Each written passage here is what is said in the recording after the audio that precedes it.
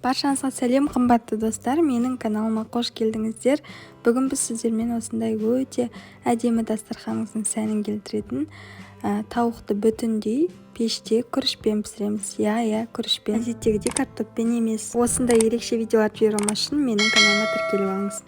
Ең алдымен осындай бройлер балапанымызды, яғни тауығымызды дәмдеуіштермен маринаттап аламыз. Оған кез келген дайын тауық етіне арналған дәмдеуіштерді қолдана салуға болады. Менде ондай дәмдеуіш жоқ.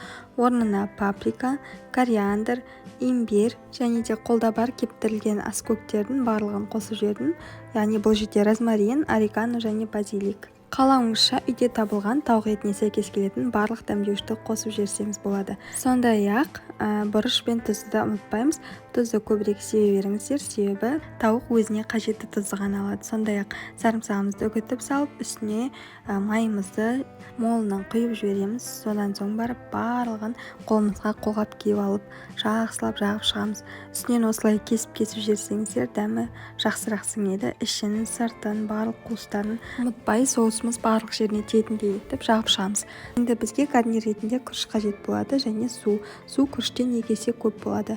Сонымен қатар сәбізімді осылай жікішкелеп турап алдым және бір орташа пияз қажет. Осындай қалампырымыздың 4 данасын пиязды осылай тесіп 4 жеріне түйреп шығамыз. Қалампыр біздің тамағымыздың хош иісті болуына көмектеседі. Осындай менде магидің пакеті пеште пісіруге арналған. Сіздер метровый сатып алсаңыз да болады.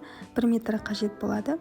Осыны ішіне сәбізімізді жуамызды салып, жуып алған күрішімізді, суымызды құйып жібереміз. Сонан соң қасықпен тұзымызды салуды ұмытпаймыз. 1 қасық барлығын жақсылап араластырып шығамыз. Арнайы пакетіңізде тесіктер болмауы қажет, себебі суыңыз төгіліп кетеді.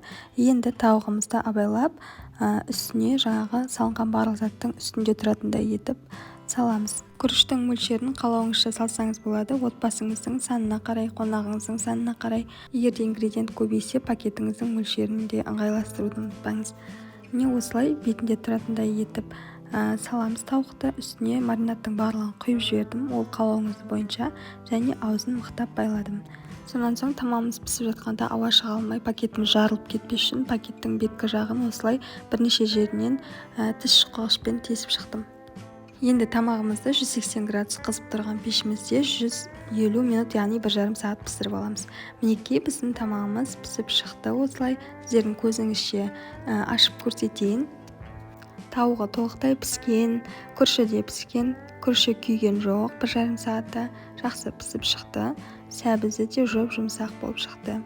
Тауығымыздың беті қызарып, яғни корочка түзіліп, дастарханымыздың бетін ашатындай, сәнін келтіретіндей болып пісіп шықты. Енді табағымызға салайық. Мінекей осылай мерекелік дастарханға ұсынсаңыз болады. Қызанақтармен әрледім. Өзі соңындай сочный болып шықты. Өз сөлінде піскен тауық, сөлі күрішке ағып, енді дәмі керемет болып сіңіп шықты.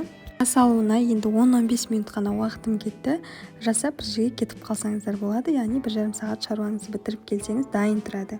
Міндетті түрде менімен бірге жасап көріңіздер. Жасағандар болса, пікірде бөлісуді ұмытпаңыздар. Менің видеом сіздерге ұнаған болса, лайк басып, менің каналыма тіркелмеген болсаңыздар, міндетті түрде тіркеліп алыңыздар. Баршаңызға сәттілік, ас болсын.